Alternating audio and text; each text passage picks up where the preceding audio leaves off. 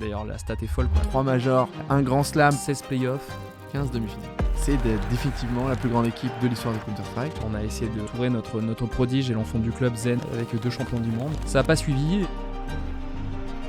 Valo, c'est l'un de ces jeux qui peut nous faire briller mondialement. Quand on investit énormément sur un roster comme ça, c'est avec l'idée d'être World Champions. Gros enjeu pour nous cette qualification, on va aller la chercher. Dans le plan qu'on a à 2025-2027, l'ambition c'est de construire le meilleur club e-sport du monde.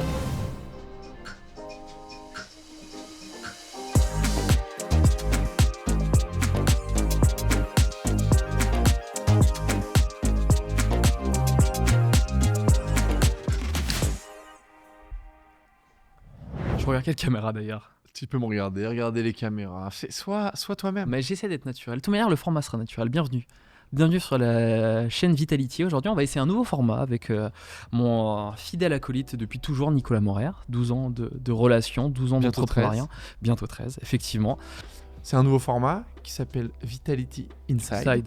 Mais le but, c'est de prendre tout le temps, de rentrer dans le détail des sujets et de répondre à toutes vos interrogations et même aux questions que vous ne vous posez pas. Voilà. On revient juste du Major Budapest. On est un petit peu fatigué. Voilà, on a gagné dimanche, là on tourne mercredi. Mais on avait envie de se poser un petit peu avec vous et ensemble aussi pour faire le bilan de l'année, regarder un peu en détail ce qui a bien marché, ce qui n'a pas marché et surtout aussi pouvoir expliquer les choix qu'on fait, les partis pris qu'on prend pour Vita, ce qu'on n'a pas finalement tant l'occasion de faire. Est-ce que tu veux rajouter quelque chose ? Non, tu l'as très bien dit. Ce qui est le plus important de rappeler, c'est que 2025 appartiendra pour toujours à Vitality. Ce qu'on a réalisé cette année, c'est ce qu'on va essayer vraiment de revenir dessus. C'est extraordinaire. C'est une année vraiment marquante pour le club et je pense qu'il faut qu'on apprenne aussi, nous, à titre personnel, de célébrer ses succès et aussi d'avoir un petit peu de recul quand c'est nécessaire. Donc Vitality, sur des chiffres clés, c'est quasiment 19 équipes sur 15 jeux, c'est plus de 75 employés répartis entre Paris, Berlin et maintenant Jakarta, parce qu'on le sait très bien. Et même plus de 150 si tu comptes tous nos joueurs, joueuses, staff, managers, e-sport, coach. etc. On commence à avoir une belle petite bande. Et bien sûr, sur les réseaux sociaux, c'est plus de 10 millions de fans, Asie inclus, parce que sinon je sais que les débats parallèles Twitter vont aller à foison. De toute façon, les débats seront toujours enflammés, mais on va beaucoup parler d'Asie, de Chine, d'Indonésie. Ça fait partie de la stratégie, c'est important pour nous. Et oui, c'est cool aussi de se poser et de faire le bilan, de se rappeler d'où on vient, quoi. Quand on a commencé presque un demi-siècle, non ? Mais ça fait tellement longtemps, on se rappelle plus, quoi. À l'échelle de l'e-sport, c'est quelques on est déjà. des dinosaures. On a traversé les époques, c'est clair. Et on a vu beaucoup de monde arriver. On a eu beaucoup de rivalités, annoncer clair. plein de choses, repartir. Nous, c'est cool, on est toujours là, on continue. Ouais. Et on est toujours souvent les gens qui sont en comparaison, donc c'est cool. C'est cool d'avoir ce statut-là quelques années après encore. Voilà, donc on va faire un petit peu thématique, revenir sur les jeux, les grands moments, un petit peu aussi la stratégie, le business, sans être trop ennuyeux avec tout un tas de chiffres, mais essayer d'expliquer encore une fois où on veut aller et quelles décisions on prend pour y arriver, et parfois ce qui marche pas, ce qu'on apprend, ce qu'on va continuer à faire, ce qui vous interpelle, voilà, rentrer dans tout ça en détail. Allons-y. On parle de Counter-Strike. On parle forcément de Counter-Strike. Comment ne pas parler de Counter-Strike plutôt ? Voilà. En remontant un peu l'algorithme et tout ça, en fait, je suis retombé sur l'interview qu'on a donnée pendant les HLTV Awards de l'année dernière, où effectivement la signature de Robs, qui était assez inattendue, qui était un peu notre cadeau de Noël aux supporters et à tous les amoureux de Counter-Strike. Qu'on s'est offert nous-mêmes. Oui, bien sûr. Ou qu'il nous a offert, parce que techniquement 0€. Hein. Mais j'ai dit quelque chose, j'ai eu une déclaration qui maintenant, c'est intéressant, c'est là où j'aimerais aussi avoir ton avis là-dessus, c'est je dis, il nous manque une era. Et c'est marrant parce que tu vois, genre jamais tu peux imaginer que l'era allait arriver si vite, mais je lui dis, il manque une era à Vitality pour consolider sa place parmi les meilleures équipes de tous les temps sur Counter-Strike. Parce qu'en fait, si tu regardes bien ce qu'on a accompli en quasiment 7 ans sur le jeu, on est une des équipes qui est les plus régulières, qui est unanimement versus d'autres jeux extrêmement bien gérés d'année en année. Et du coup, il y a beaucoup de gens qui à chaque fois qui disaient Vitality c'est un modèle de réussite, et je crois qu'il y avait des datas encore une fois en pêle-mêle sur les équipes qui étaient top 3 de manière régulière depuis 2018, qui avaient gagné un titre majeur par an ou un titre S-tier par an, etc. Et on était dedans. Et au final, quand je dis ça, je dis il nous manque cette era pour se comparer à un avis, pour dépasser un phase ou un jour regarder Astralis dans les yeux. Et donc du coup, ma hot take, et pas ma hot take, mais ce que je te pose comme question, c'est que où est-ce qu'on en est aujourd'hui, selon toi, sur cette timeline et sur ce concours de taille ? C'est un truc qui m'a fait réfléchir toute l'année parce que c'est la première fois qu'on a l'opportunité chez Vita de pouvoir un jour, et on va après se voir où on en est, devenir la plus grande équipe de l'histoire d'un jeu. Le débat semblait réglé et intouchable avec Astralis et les 4 majors. Et puis derrière ça, Navi, de par la longévité, les 2 majors, le Grand Slam. Voilà. 100% de qualification à tous les majors de l'histoire. Exactement. De l'histoire. Des équipes en effet comme FaZe. Alors plus loin, et c'est un peu dur à classer sur des débats dans le sport en général quand c'est des performances qui datent d'il y a longtemps. Donc Fnatic avec les 3 majors au tout début. Bon. Et avec cette année, maintenant qu'elle est terminée, on est pour moi quasiment tout en haut. Pourquoi ? Parce que 3 majors, en fait, on est juste derrière Astralis qui est à 4. Un grand slam, personne n'en a fait plus qu'un. Et nous, peut-être qu'un jour, on pourra avoir un deuxième, ce qui alors là pulvériserait ce débat. On a gagné tous les trophées majeurs de CS, maintenant, il n'en manque aucun. On pourrait dire qu'on n'a pas gagné un major ESL, voilà, si on veut être vraiment... C'est bien, on dirait que tu te projettes, quelle belle coïncidence. Mais aujourd'hui, cette année déjà, elle est comparée à la plus grande année d'Astralis avec 10 trophées, un major. Nous, c'est 9 trophées, 2 majors. Personne n'a fait le back-to-back major depuis 2019. Pour moi, cette année est plus grande que celle d'Astralis parce qu'il n'avait qu'un major cette année-là. Après, ça sont des comparaisons qui feront débattre. Mais en fait, là, on est à portée de tir. Et on reparlera de 2026. On y est peut-être même déjà. C'est la plus grande orgue de l'histoire d'un jeu. Et honnêtement, j'ai du mal à réaliser ce que je dis. J'ai un souvenir, et c'est une anecdote de nous deux qui étions en salle de montage. Quand il y avait eu le Fnatic qui avait regagné ce major et que tu vois que plus personne attendait. Et on avait un stagiaire à l'époque qui s'appelle Maxime, tu te souviens, qui était un hardcore fan de CS. Sur un ami. Et moi j'étais un mec de Call of Duty, donc on était un peu vanné et un peu décrié par la communauté PC. Avec l'auto-aim évidemment. Exactement. Et je voyais, c'était un matin, je voyais cette célébration de Fnatic et je me suis dit, waouh, Fnatic c'est tellement inaccessible, c'est tellement une orgue de fous furieux, etc. Et en fait, 12 ou 13 ans après, derrière, il y a beaucoup de gens qui ont cette perception de Vitality et c'est dingue, quoi. Les gens qui vivent cette année, ils seront marqués à vie. Et moi, sur ça, c'est mon autre anecdote, c'est que c'était au début de Vitality, quand on faisait des vidéos hype pour les partenaires. En fait, j'étais très jaloux des autres orgs, des Navi, des Fnatic qui mettaient Cologne, qui mettaient des stades entiers remplis, des arénas de dingue. Et nous, on avait Studio LEC, à la limite, quand on y arrivait en 2016.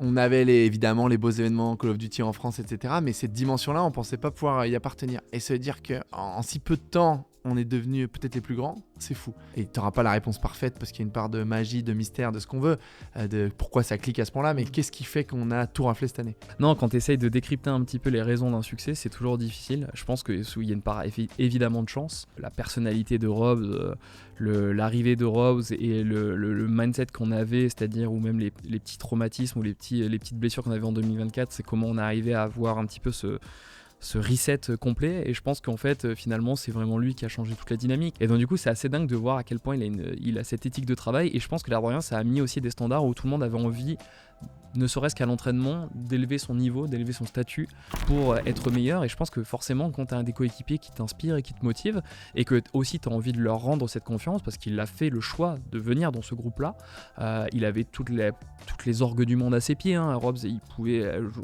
rejoindre toutes les équipes qu'il aurait voulu.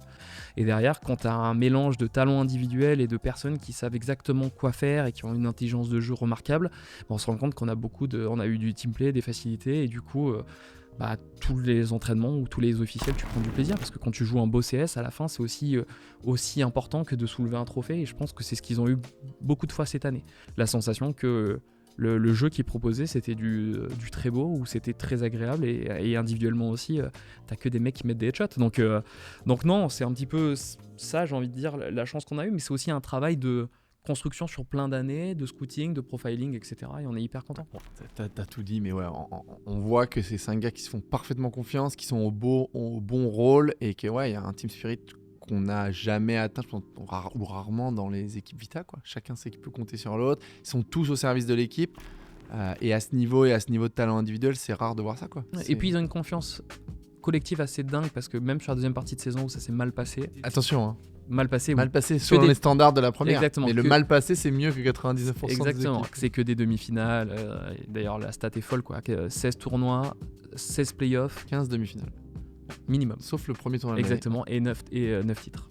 Mais même quand ça se passait un peu moins bien, on va le dire comme ça, ils avaient toujours cette conviction qu'en fait, il n'y avait pas de problème dans l'équipe. que c'était juste une question de préparation, peut-être de conditionnement, etc. Et c'est fascinant de voir ça de l'intérieur, de nos propres yeux après tant d'années, quoi. Il faut dire aussi à quel point aujourd'hui c'est une locomotive pour le club, en perception, en développement de la fanbase partout dans le monde, tout ce qu'on peut faire partout sur énormément de nouveaux pays, de vendre plein de maillots, d'aller chercher de nouveaux partenaires.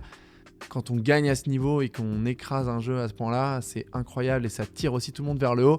Même pour recruter d'autres joueurs, on en parlait, est-ce que ce soit par exemple sur Valorant ou sur d'autres jeux. En fait, cette équipe tire tout Vitality vers le haut, elle met un niveau d'exigence à tout le monde, même dans le staff en interne, et ça fait briller Vitality bien plus largement que CS. Et ça, c'est vraiment très très très très fort. Donc bravo aux joueurs et aux coachs, franchement, c'est exceptionnel. Et ça se voit aussi dans les arènes, c'est-à-dire que quand tu vas dans une arène, ne serait-ce qu'en Chine, à Budapest, de partout dans le monde, ou même en Australie, il y a beaucoup de maillots Vitality. Et ça, ça m'a impressionné à Budapest. Alors, en Chine, n'en parlons pas. Enfin, on va en parler justement. Ouais, n'en parlons pas. Parlons-en, mais plus tard. Mais comme tu dis, donc le rayonnement, il est là, et notre stratégie aussi d'être un club qui s'oriente vers la performance et qui est là aussi pour vivre à travers ça, ça nous a énormément profité, et du coup c'est aussi un pari gagnant, et on est très content que quelques années après, où on s'est mis en danger, où on a opté pour cette direction, finalement le pari semble gagnant, et aujourd'hui on peut le dire, Vitality est une des équipes qui compte le plus à l'échelle internationale, et sur des bases d'être une organisation qui va un jour dominer la scène mondiale. Peut-être l'académie, j'interdis d'en parler. Non, en fait, ça devient un peu un mème. Donc voilà, est-ce que tu veux dire une ligne? Non, mais j'ai toujours. En un mot. Je dis toujours la même chose sur l'académie. C'est la même chose. C'est que voilà, il y a des joueurs. J'ai 2 joueurs qui sont lock. Ça, c'est une info que j'ai déjà donnée de partout. Depuis une semaine, tu regarderas mes interviews, tu le découvriras peut-être.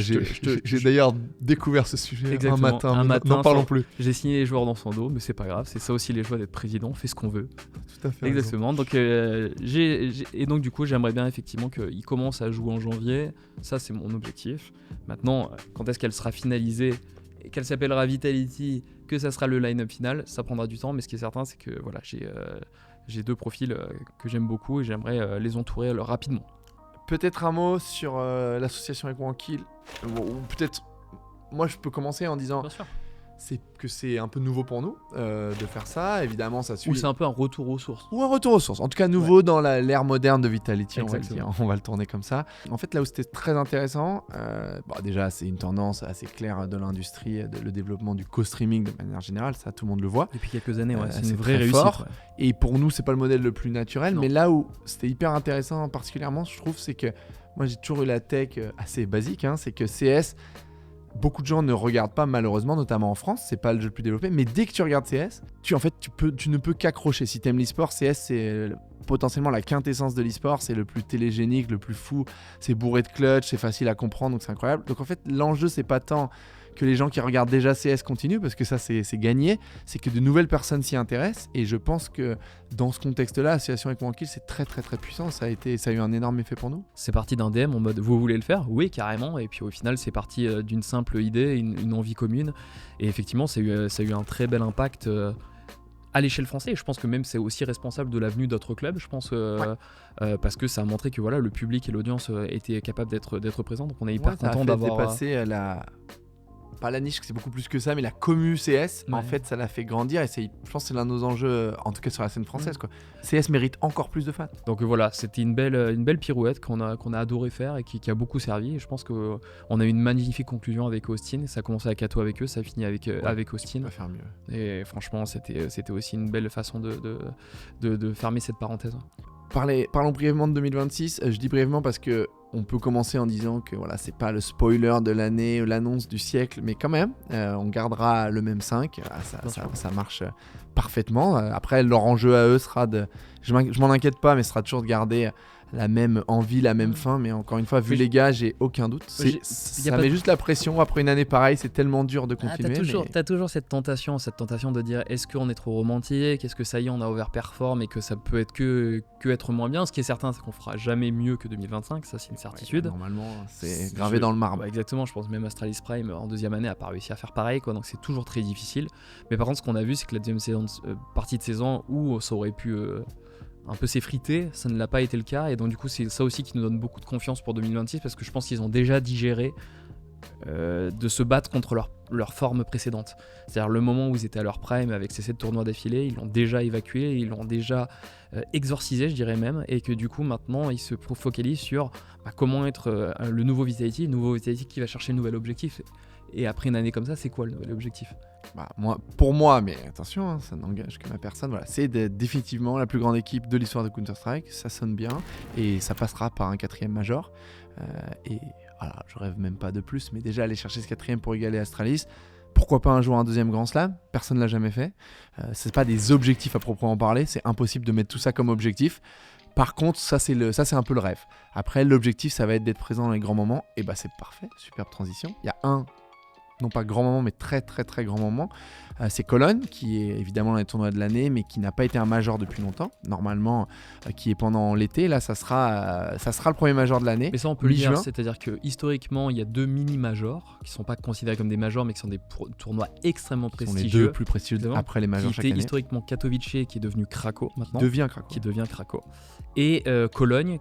Pour Vitality, c'est clé parce que en termes de ce qu'on va faire en activation, en marketing, partenaire, contenu, ça va être démentiel, ça va être le temps fort de l'année pour Vita. On espère avoir un maximum de fans sur place. Bref, Cologne, ça va tout casser. Et pour nous, c'est le moment le plus attendu. Et d'ailleurs, on peut faire un peu de promo parce que je crois que c'est les Golden Nest travaillent déjà sur les packs, si je dis pas de bêtises. Et je pense qu'on a fait le tour. Peut-être juste HLTV Awards, on a des attentes de dingue. Bon, il y a peu de suspense sur certaines catégories. Équipe de l'année, bon. Équipe de l'année, c'est bon. Je pense que malheureusement, le seul qu'on ne serait pas éligible, ça sera Rifler parce que Donk va l'avoir naturellement et ce sera dommage pour Flamzy.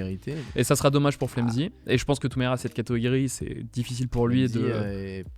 Incroyable entry fragger, il y a juste un mec un peu surnaturel devant. Voilà, c'est le jeu. Hein. Et du coup, c'est un autre gars surnaturel qui risque de gagner joueur de l'année, évidemment. Ouais, mais c'est là où il y a le débat, parce que je vois déjà HLTV... Je vois le débat aussi sur Twitter. Non, mais HLTV commence à le faire aussi. C'est-à-dire, en gros... Oui, ils aiment bien hyper le truc. Exactement, je pense qu'ils sont en train de créer un narratif, etc., où ils essayent vraiment de nous faire entrer le doute. Moi, ma hot take, c'est que... Moi, je n'ai aucun doute. Moi, je pense qu'il faut le donner à Ziwo parce que c'est son prime et qu'en fait, c'est cette année-là où tu dois le mettre au statut de GOAT absolu. Non, mais soyons clairs, quand tu filtres par Big Events, etc., il a un tout petit peu moins de rating de Donk. Si tu fais toute l'année, par contre, donc à 0.1 de plus, mais c'est en comptant des PGL où il n'y avait personne. Si tu filtres Top Opponent, Big Event, il est quasi au même rating et il a 9 trophées, 2 majors. Aucun doute. Non, mais je pense que c'était 2 fois MVP ça serait le vol du siècle, voilà, je l'annonce ici. 2 fois MVP du Major la même année, c'est dur de pas lui donner. C'est impossible. Mais moi, je pense que aussi pour sa legacy, HLTV, ils sont obligés de respecter l'histoire de CS. Et l'histoire de CS, elle a été marquée par Ziwo. Mais bon, laissons-les faire leur sauce, leur hype et voyons ce qui se passe. Mais en tout cas, ça va être un gros moment. Je pense qu'on a fait un gros moment CS. On va important. Aller un peu plus vite sur les autres jeux. Gros moment, gros temps fort. Valorant. On va parler de Valorant ? Ouais. Je commence. 2e plus gros jeu de Vitality. On l'assume ? On le dit ? Ouais. Rapidement sur Valo, un peu parler de l'ambition qu'on a et de comment il se positionne chez Vitality. On l'assume, je pense qu'il faut. Ouais, je pense qu'il faut l'assumer. Ouais. En termes de priorité, d'ambition, de ressources qu'on met, de temps qu'on passe, c'est clairement le 2e jeu de Vita. Derrière CS, soyons clairs, on a dit CS c'est la locomotive. Valo c'est le 2e jeu. Pourquoi rapidement ? On a l'ADN FPS, bon voilà, on a souvent parlé. C'est l'un des jeux qui permet de briller mondialement, notamment en Asie. C'est un jeu Riot. Les jeux Riot sont importants, on parlera de League après. Et c'est un jeu aussi, parce que c'est peut-être ce qui fera la différence avec le suivant, sur lequel aujourd'hui on a les pièces qu'il nous faut pour avoir une ambition mondiale. Donc Valo c'est hyper important pour nous.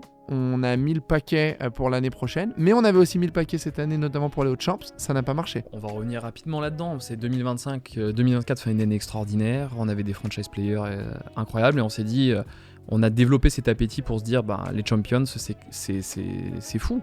Que ça soit en termes de hype, de revenus, de viewership, de tout ce qui va avec. Et on s'est donné les moyens, entre guillemets, à partir des pièces qu'on avait, de s'offrir une line-up pour rêver, sachant qu'en plus, à la fin de l'année, les Champions à Paris... Même un mot là-dessus, c'est que quand on a su qu'il y avait les Champions à Paris... Donc la championnat du monde, ouais. Ça a augmenté notre ambition de 2025 et on est allé plus loin que les plans initiaux. Quoi. Non, parce que c'est sûr qu'en fait, tu sais, et on l'a vécu avec le Paris Major sur Counter-Strike, quand tu as on va dire un événement de cette ampleur-là chez toi, bah, tu peux faire beaucoup plus de choses. Voilà. Et surtout, tu as une communion avec ton public, avec ton marché principal qui est hors du commun. Donc forcément, ça nous a donné double appétit. Le premier appétit, c'était la qualification 2024. Et le deuxième, c'était la perspective de s'offrir, on va dire, le frisson d'être champion du monde. Je pense que vraiment, ce qui a été dysfonctionnel, c'est qu'en fait, on avait déjà des fractures. On peut même pas parler de micro-fractures, mais vraiment des fractures dans le line-up qu'on a essayé un petit peu de penser ou de mettre un petit peu sous le tapis en début de saison, qui malheureusement a amené une escalade au cours de l'année, qui a créé une implosion, et l'implosion elle était malheureusement annoncée, et souvent en fait on met les œillères en se disant le talent est tellement là et on a tellement des joueurs extraordinaires que peut-être en fait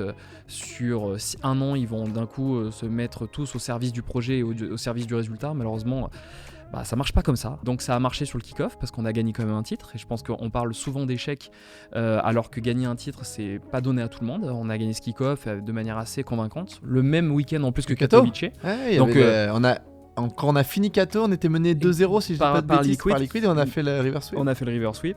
C'était une belle journée. Et c'était assez marrant parce qu'en plus ça épouse un peu le narratif dont on avait parlé, c'est-à-dire se dire qu'on est une équipe qui a vocation à se focaliser un peu plus sur les FPS. Donc quand ce week-end-là tu touches un petit peu l'objectif du bout de doigt. Malheureusement après sur la durée ça n'a pas suivi, et pour nous on va pas le dire, ça a été une grosse déception et contre-performance de ne pas être à Paris.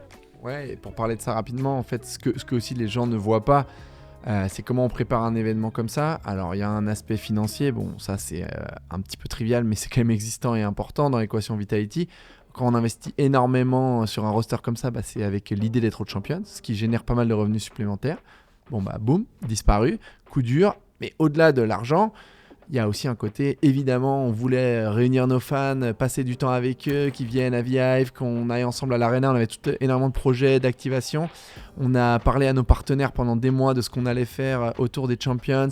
Les équipes en interne ont bâti des projets, des campagnes de malades. Et puis tu te retrouves, quand tu approches du moment de la qualification, à commencer à dire ça va peut-être pas le faire, ça va peut-être compliquer.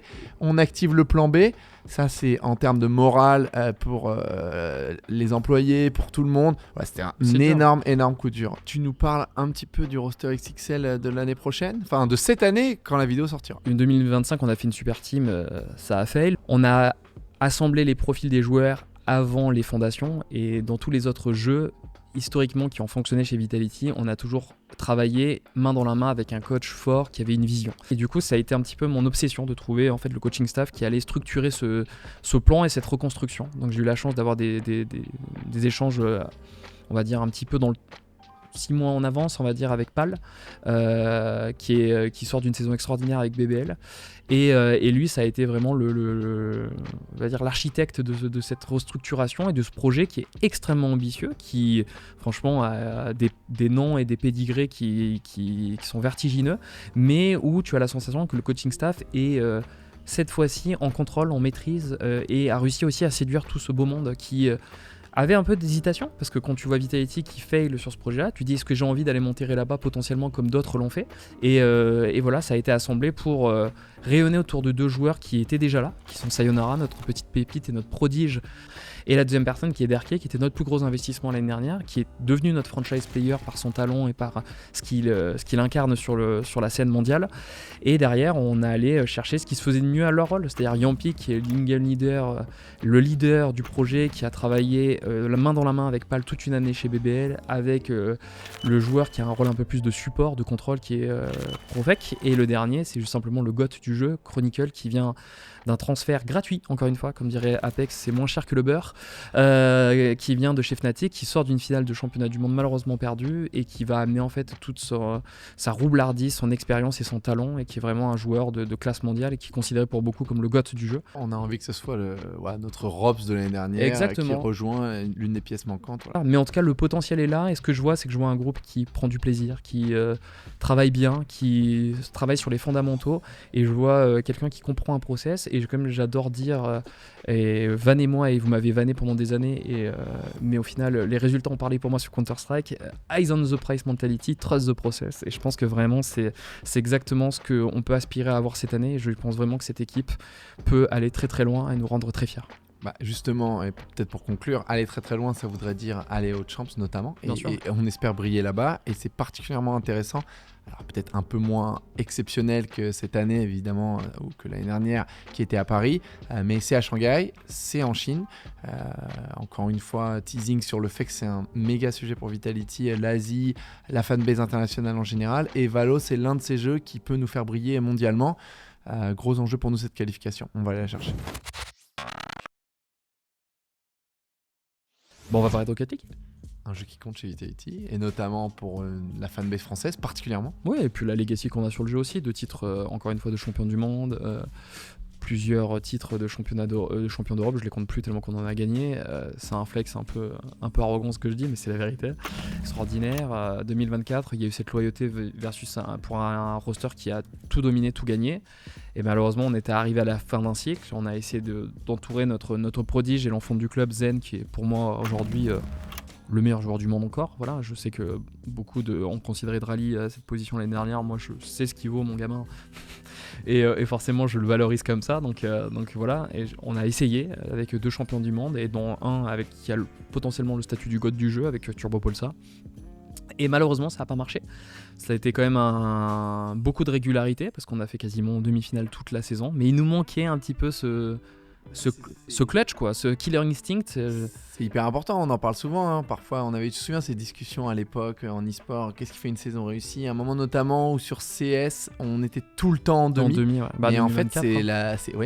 c'est assez terrible l'e-sport pour ça, parce que t'es tout le temps en demi, c'est bien, c'est important, t'es dans les grandes équipes, mais c'est pas ce qui compte. Ce qui compte, c'est de gagner. Et on n'a pas gagné sur le clip. Mais surtout, ce qui est vraiment pénible, c'est que je parlerai pas de la sortie à Lyon, qui est un crève-cœur pour les fans et qui avait fait le déplacement. Et encore une fois, bravo Golden Hornets, notre association de supporters, qui, malgré l'élimination, ont continué d'animer l'arène jusqu'au bout, ont participé à l'ambiance, à l'événement. Et ça, c'est une chose dont je suis extrêmement fier. C'est-à-dire qu'on n'est pas là que pour les matchs de Vitality, on est là pour célébrer l'e-sport en général. Ouais, et communier ensemble. Il y avait vraiment ça, notamment après l'élimination. Alors que à la fin. Malheureusement, on leur a pas donné le spectacle qu'ils méritaient sur le terrain, parce qu'on a eu une élimination beaucoup trop précoce. Donc 2025, on clôt le chapitre. C'est important pour nous aujourd'hui, effectivement, d'ouvrir une nouvelle page. Et du coup, là, on est reparti sur un profil inter, parce qu'en fait, on avait eu du mal finalement à trouver un profil francophone qui nous permettait de match le profil que l'on recherchait. Steezy sort d'une année chez Dignitas où tout au long de l'année, une forme de régularité qu'il a mis vraiment tout en haut de notre liste de détection. Et ce qui était important pour moi aussi, c'était de ramener un petit peu de structure et d'ADN Vitality, parce que je pense que là où on s'était un peu trompé l'année dernière, c'est qu'on avait ramené un peu trop de BDS, c'est qu'on s'était un petit peu perdu. On adore, hein. Salut à eux. Et d'ailleurs, il s'appelle plus BDS. Oui, je suis un peu. The Shifters. Voilà.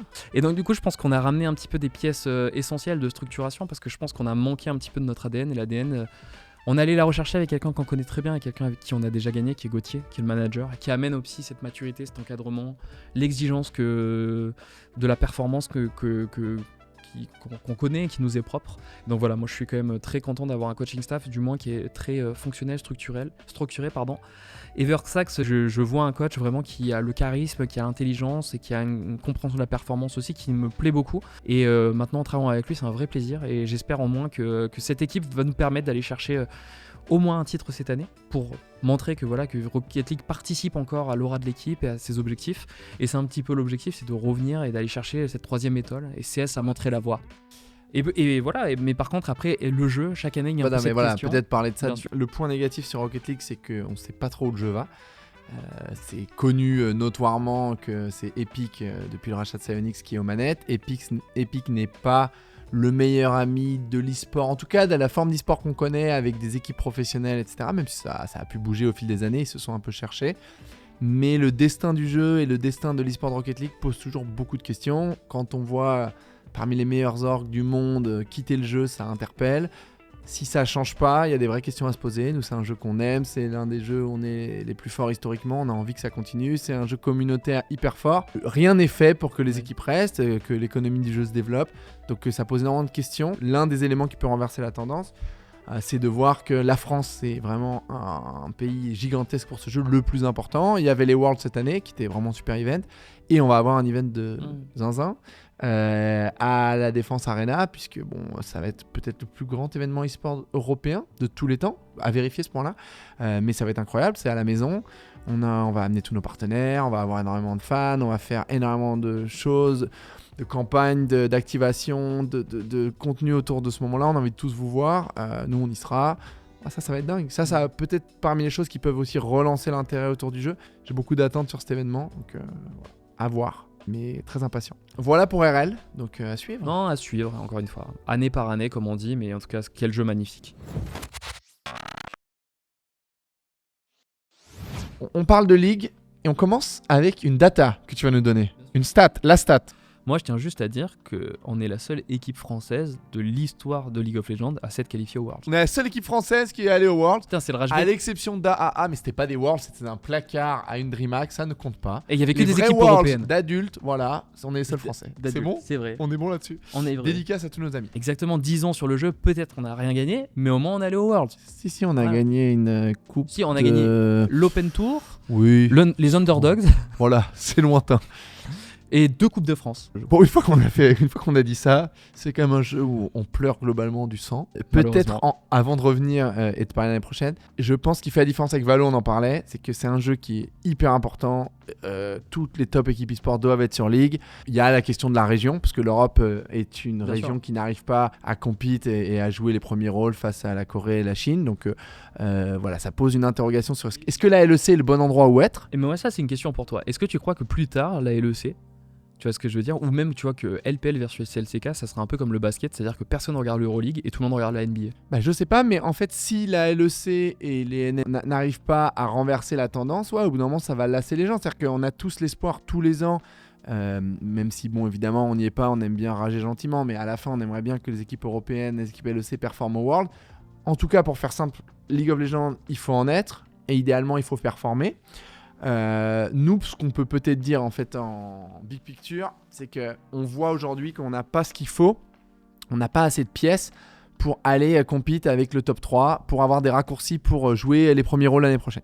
On a quelques pièces et l'enjeu, ça va être comment, sur un temps peut-être un peu plus long, on va réussir à assembler étape par étape de quoi remonter vers le haut. Non, parce que c'est intéressant de le dire aussi. Je pense que c'est un jeu aujourd'hui, si t'as pas de perspective de qualification au World Championship, tu perds quasiment beaucoup de la richesse. C'est quand même un jeu où il faut que tu ailles au World chaque année. C'est le seul truc qui t'as le plus d'audience, t'as le plus de spectateurs, c'est le plus beau produit e-sport mondial, et c'est ça qui explose tous les records. Les Worlds de LoL, c'est certain. Exactement, et c'est ça le Super Bowl de l'e-sport, c'est l'air de rien, qu'on le veuille ou non, c'est les Worlds de League of Legends. Moi, je te dirais qu'on a un peu l'effet inverse de CS. Ça paraît très naturel, mais sur CS, tu gagnes, t'as Ziwo, en fait, tout le monde veut venir. C'est pour ça que t'as un ROPS, il y a 1000 choses qui s'entrechoquent et 1000 facteurs. Et les partenaires aussi.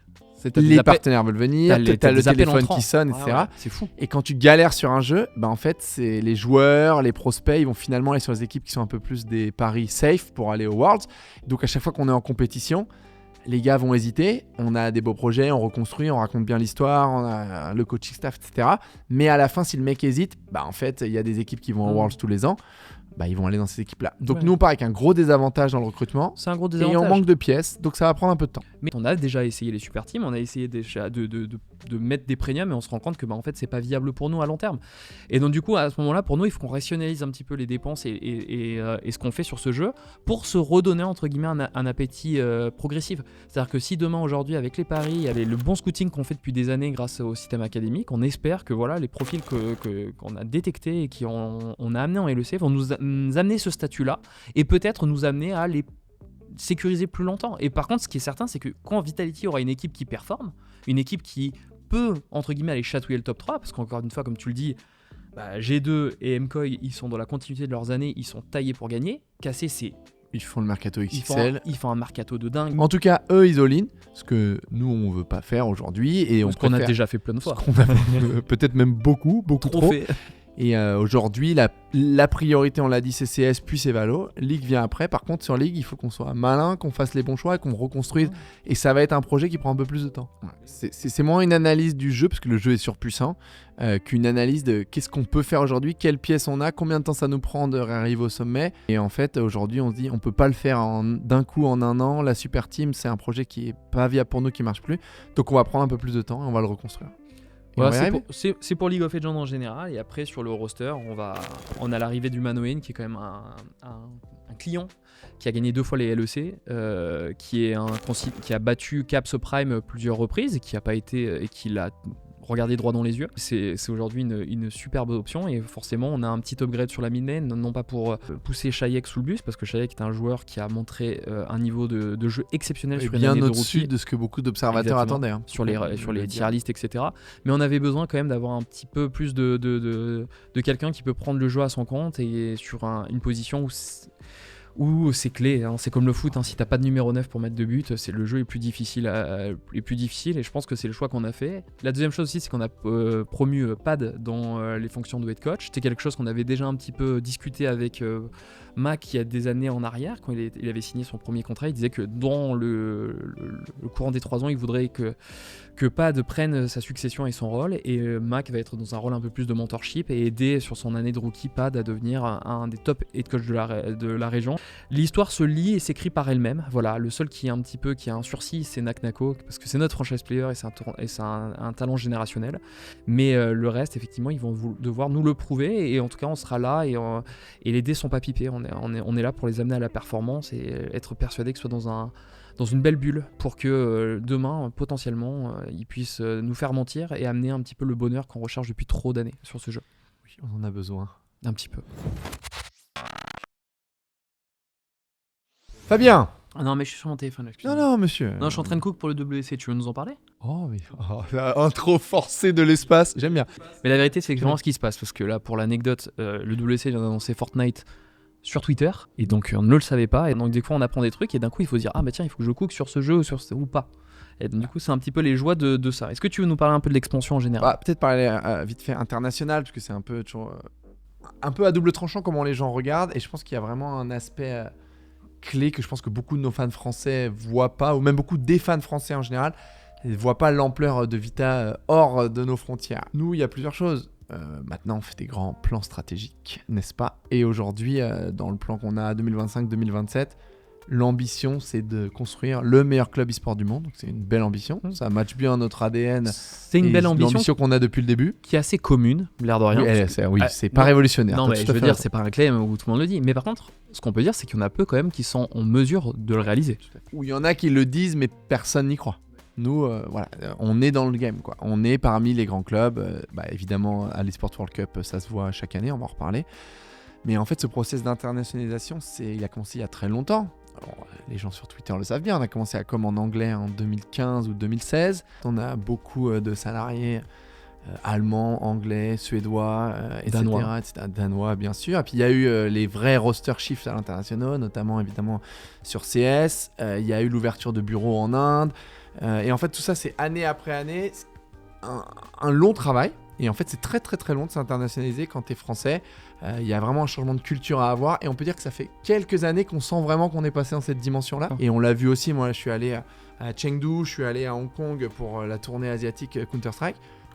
Au moment des signing sessions, mais les mecs deviennent dingues quoi, pour avoir les signatures de nos joueurs. Le maillot est partout, on l'a vu à Budapest, on le disait tout à l'heure. En fait, il y a énormément de fans de Vita partout. Et ça, on le voit pas forcément de notre fenêtre, donc c'est assez cool à rappeler.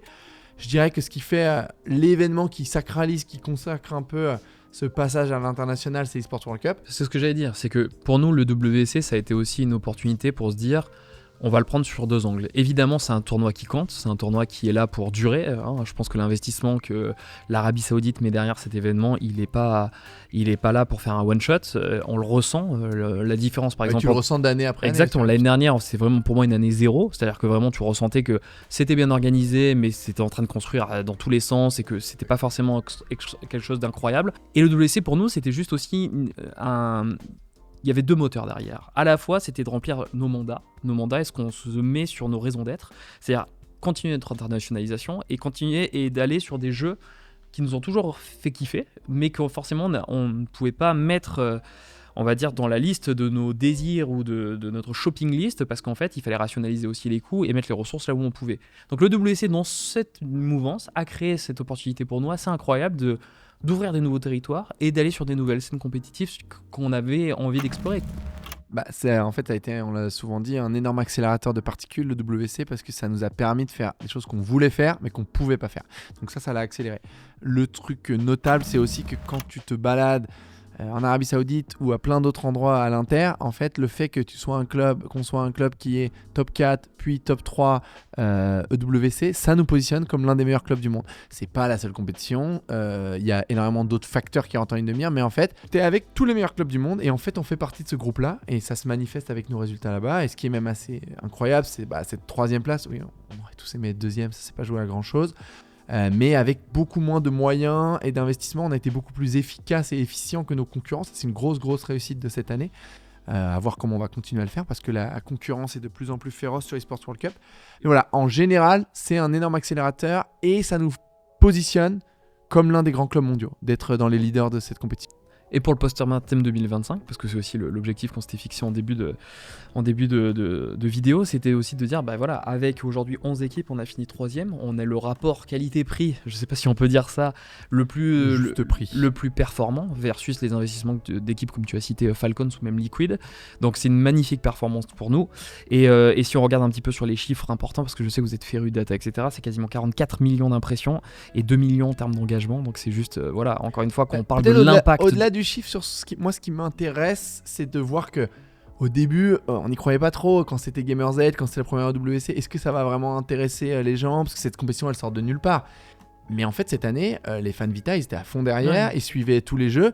Et je pense que d'année en année, ça va très vite. Et donc, soulever le trophée de l'eSport World Cup, bon, c'est pas possible. Pour l'instant, il y a Falcons. Mathématiquement, c'est pas possible. Mais en tout cas, viser de gagner cette compétition, en fait, aujourd'hui, c'est pas encore comme soulever un Major CS ou gagner les Worlds de LoL pour parler des plus grands événements e-sport. Mais en fait, ça deviendra ça et ça prend le chemin quand même beaucoup plus vite qu'on pensait. Et moi, je pense que le highlight de cet été, c'est effectivement tout le monde qui a vibré devant Free Fire. Je pense que personne ne savait ce que c'était Free Fire. Si près du top 1. Exactement. Griff par Falcons, battu par Evo. Et qui est des équipes, encore une fois, aussi un peu obscures qu'on a appris à découvrir grâce à l'EWC. Et c'est ça aussi la beauté de ce tournoi, c'est de mettre un petit peu la lumière sur des clubs un peu plus niche et des jeux un peu plus exactement et conceptuels de notre fenêtre. Exactement. Et franchement, on va parler du mobile justement. Et c'est extraordinaire. Et c'est une transition. Et jingle. Ok, on parle rayonnement international, Indonésie, Chine, e-sport mobile. C'est une belle association d'idées parce qu'effectivement, ça marche ensemble. Cette partie de l'Asie est dominée par le mobile et c'est assez dingue parce qu'en fait quand tu le vois et d'un point d'extérieur, nous qui sommes des férus de consoles et de PC, on oublie l'existence de jeux comme Mobile Legends ou Honor of King qui sont simplement les jeux les plus puissants de l'écosystème en fait. En fait, Honor of King c'est je pense le plus gros jeu vidéo du monde quoi, c'est 250 millions ou 260 millions de personnes qui jouent chaque mois. J'étais à Pékin pour la finale de la KPL, donc c'est la finale de la ligue chinoise de Honor of King, et c'était le plus gros événement e-sport de tous les temps. C'est le record du monde. Voilà, 62 000 spectateurs, c'était un truc complètement dingue. Je crois que le record précédent c'était le Nid d'Oiseau encore, et c'était version League of Legends, en 2019, où tu étais. Exactement, on fait une fois chacun, c'est bien. Exactement. Et pour le coup, c'était assez dingue à voir, et c'est pareil, ça fait partie des choses qu'on connaît pas assez. Quand il y avait eu Arena of Valor chez Vitality il y a quelques années, mais bon, on va pas dire que c'était un succès exceptionnel. Arena of Valor du coup qui était le pendant européen de Honor of King, et du coup maintenant même sur le marketplace européen, et ça s'appelle Honor of King. Il y a une petite guerre entre Tencent et entre l'éditeur de Mobile Legends. Tencent avec Honor of King domine le marché chinois, et en fait c'est un peu, vous connaissez ceux qui jouent à League of Legends par exemple, on switch pas de League à Dota. Quand on a passé 1000 heures sur League, qu'on a débloqué toutes les skins, qu'on a une connaissance du jeu, en fait c'est trop dur de bouger d'un jeu à l'autre. Et je pense que c'est un peu ce qui se produit en Asie. Donc Mobile Legends a pris le vide que n'a pas occupé Honor of King, et aujourd'hui c'est un jeu surpuissant. C'est le jeu que nous on connaît mieux puisqu'on a la meilleure équipe du monde féminine, et qu'avec Bigetron en Indonésie on a aussi une équipe masculine. Il y aura les Worlds en janvier, c'est un gros événement e-sport aussi. Parce que ça c'est une question légitime aussi, c'est que des gens nous demandent pourquoi l'Indonésie et pas la Chine. En fait la Chine c'est très dur d'y rentrer, c'est un marché... finalement c'est les clubs chinois qui dominent la Chine avec des joueurs chinois, des partenaires chinois, et si tu veux rentrer en Chine tu peux tenter une association, à un moment ce qu'a fait G2 sur Dota, pas forcément facile d'ailleurs, le PSG bien sûr, mais en fait y aller tout seul en Chine c'est impossible. Aujourd'hui on a commencé par un marché qui est plus abordable, on a trouvé une super clé d'entrée avec un club qui ressemble au Vitality il y a quelques années. Et comme tu dis, ce club qui ressemble énormément à Vitality dans les premières années, C'est effectivement Deux qu'on a fondateurs. deux Qui ont tout fondateurs. fait à la main. Exactement, un qui a une envie de structuration et qui a un background un peu plus avec un appétit entrepreneurial un peu plus fort, le Nico indonésien, et l'autre qui est un vrai OG de l'e-sport qui a grandi là-dedans et c'est son business. Et donc du coup, c'est vrai que quand on les a rencontrés et qu'on a un petit peu échangé, la relation qu'on avait su créer, parce qu'on leur avait acheté déjà l'équipe féminine un an auparavant, donc on avait déjà un petit peu échangé, on s'était rapprochés. Ils nous en ont pas voulu, ça c'est Ils bien nous ont pas passé. voulu et surtout ils nous ont vachement au contraire aidé à opérer sur place avec nos féminines. Et du coup, quand on a essayé effectivement et qu'on a commencé à se mettre à la table des négociations pour faire une acquisition, on s'est rendu compte que l'ADN commun il était très fort et que le marché indonésien était juste démentiel. Ouais, Jakarta c'est la plus grande ville du monde maintenant. Toi t'y es allé? J'y suis allé. C'était assez épique. C'est assez marrant parce qu'ils ont des studios où ils jouent 2 fois par semaine. Et donc c'est un petit peu le même modèle que la LEC. Il y a une énergie de dingue et ça me fait vachement penser en fait à l'e-sport avant les levées de fonds. Ça ressemble vachement à l'e-sport 2015 où tu sens que ça y est, en fait, grâce à l'EWC, ils ont eu ce rayonnement mondial et tu sens qu'il y a tout qui est à faire. Et moi, quand j'y suis allé, vraiment, ça m'a donné un petit peu ces vibes-là et ça m'a fait un bien fou. Ouais, et en tout cas pour Vitality, ça coche un peu toutes les cases qu'il nous faut. C'est-à-dire qu'on veut s'étendre en Asie. Bon, bah parfait. On veut être présent sur le mobile. En fait, on pense qu'on pourra pas être le meilleur club du monde si on n'a pas tous les jeux qui comptent. Et dans les jeux qui comptent, il y a les jeux mobiles.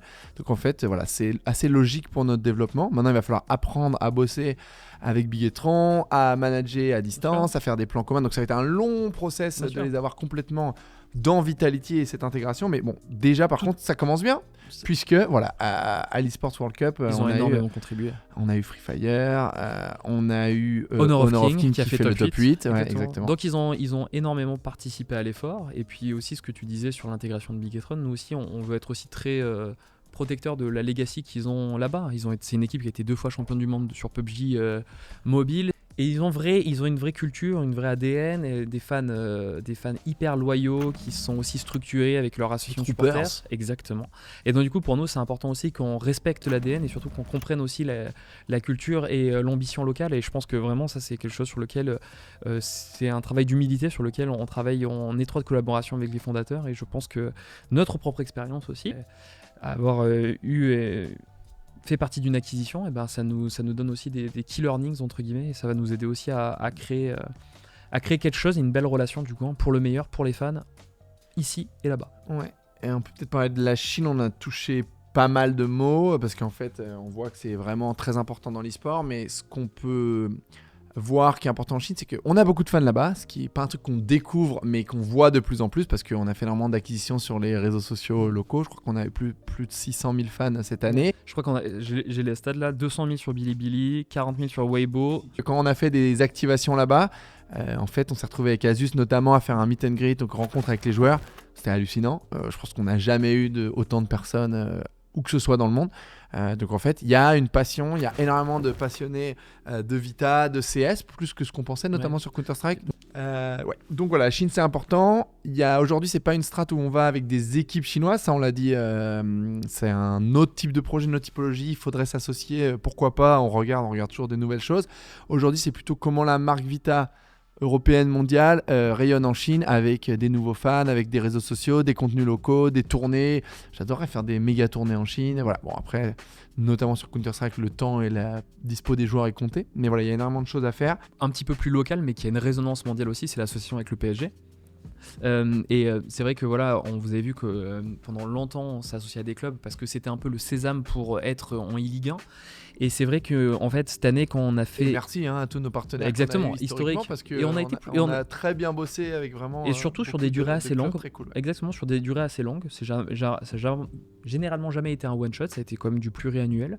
Cette année on a reçu une offre qui montre aussi la reconnaissance de Vitality. C'est le PSG qui nous a contactés pour que historiquement pour la première fois leur équipe FIFA soit gérée, mais pour nous aussi ça avait beaucoup d'intérêt parce que c'est les 2 gros clubs parisiens qui ont ce rayonnement international.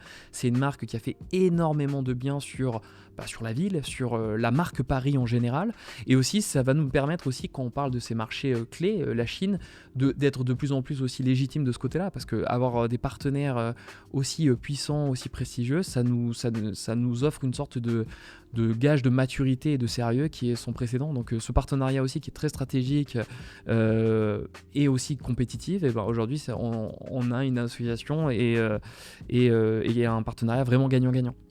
Un truc qui est intéressant et qui rejoint plusieurs choses qu'on a dit, c'est qu'on a souvent notre prisme français, européen, et en fait vous voyez pas forcément le nombre d'activations, les réseaux sociaux qu'on peut faire en Chine, enfin, plus généralement tout ce qu'on fait hors de l'Europe, ça passe parfois un peu sous le radar par définition, mais en fait on met de plus en plus d'énergie, on a de plus en plus de gens chez Vita qui travaillent sur ces sujets, sur ces nouveaux marchés, et on commence à avoir des choses assez cool qui sortent et que vous verrez parfois et que parfois vous verrez pas, mais ça c'est marrant, il y a toujours des fans qui spotent, tu sais, des petits trucs. Il y a toujours des fans qui qui voient exactement des choses que nous on voit pas. Ouais, c'est assez incroyable.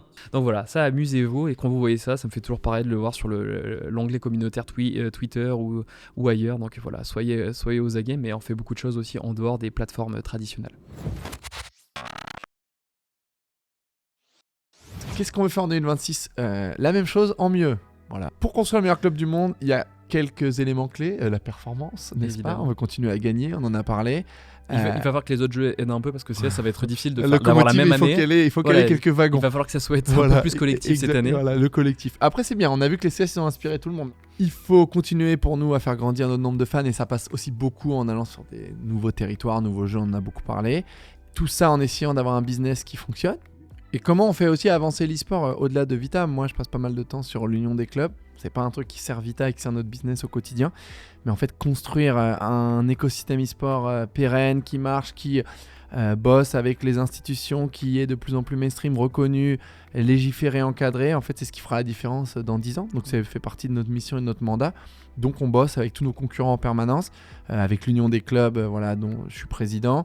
On est très fiers de ça, et ça, on va continuer à mettre beaucoup de temps là-dessus. Voilà. Et évidemment, comme on a un club leader depuis des années, et qu'on est un petit peu aussi ceux qui ont essuyé les plâtres de beaucoup de choses, on a un petit peu aussi... qui ont inventé pas mal de choses aussi. Ou pavé la voie, c'est-à-dire pour que d'autres puissent arriver également. Je pense qu'il faut qu'on continue d'être sur cette envie d'innovation, d'aller chercher un petit peu ce qui est innovant, et de permettre effectivement au secteur d'être un acteur fondateur ou même majeur de l'entertainment global. Peut-être c'est l'heure des remerciements. Évidemment, quand on pense aux remerciements, on va remercier les fans en priorité. Je pense qu'on a une communauté depuis de nombreuses années qui est aujourd'hui une bénédiction. On a des fans qui sont extrêmement matures, qui comprennent ce que c'est la performance, c'est-à-dire qu'ils nous accompagnent dans les défaites comme dans les victoires. Ouais, et puis on vient de vivre à propos de Victor un moment de communion avec eux. Beaucoup plus de fans Vita qu'on ne le pensait. C'était pas sous bannière Golden Hornet, mais Budapest c'était incroyable. Donc vivre ces moments-là, c'est exceptionnel. Merci du fond du cœur de contribuer à notre histoire, et d'être aussi des acteurs majeurs de cette success story qui maintenant existe depuis 12 ans. Donc ça, c'est le premier point. Le deuxième, évidemment, c'est de remercier nos partenaires. On a aujourd'hui la chance de travailler avec des marques extrêmement premium, endémiques ou non endémiques, qui nous permettent aujourd'hui de réussir notre mandat, d'avoir aussi un appétit, de continuer d'investir, de créer de l'employabilité, de faire plein de choses au quotidien qui permettent aussi à ce secteur de devenir de plus en plus mature, et un business qui sera un jour un des business dominants du sport et de l'entertainment, encore une fois. Donc voilà, du fond du cœur, merci à tous ces partenaires qui rejoignent ou qui continuent, et ça, c'est quelque chose dont on est très fiers. Et peut-être en note finale, c'est un peu l'évidence, mais voilà, on veut remercier tous les gens qui travaillent chez Vita. Il y en a maintenant énormément. On se le disait en début, peut-être 150 personnes à peu près entre joueurs, joueuses, staff e-sport et voilà, tous les staffs au bureau au-dessus qui sont honnêtement à fond. C'est génial qu'on finisse l'année tous ensemble avec cette victoire. On voit pas qu'il y a des dizaines de personnes au marketing qui font toutes les campagnes, qu'il y a énormément de monde qui va expliquer à nos partenaires ce qu'on fait, leur designer des activations. Enfin, c'est un boulot énorme avec des gens qui sont hyper motivés, fans de Vitality, et vraiment on veut les remercier. Et le dernier mot, le mot il sera évidemment avec les yeux rivés sur 2026, parce que quand 2025 sera jamais Vitality, il va falloir aussi relancer la machine. 2026, ça va être ça l'objectif, c'est de repousser les limites un petit peu de l'e-sport, repousser les limites de Vitality et d'aller chercher ces records qui nous mettront peut-être tout en haut. Et plus tard, dans très très longtemps, on pourra regarder en arrière et réaliser en fait que finalement, peut-être effectivement, on a contribué à quelque chose qui nous a dépassé et qui nous a tous dépassés, et qu'on en a tous fait partie. Donc merci à vous, merci pour votre loyauté, merci pour votre fidélité et projet, c'est avant tout votre réussite et votre succès. Donc, je tenais à vous le réaffirmer. Et j'ai hâte de vous revoir à la rentrée avec, encore une fois, de beaux tournois et de beaux joueurs. Merci à tous, bravo.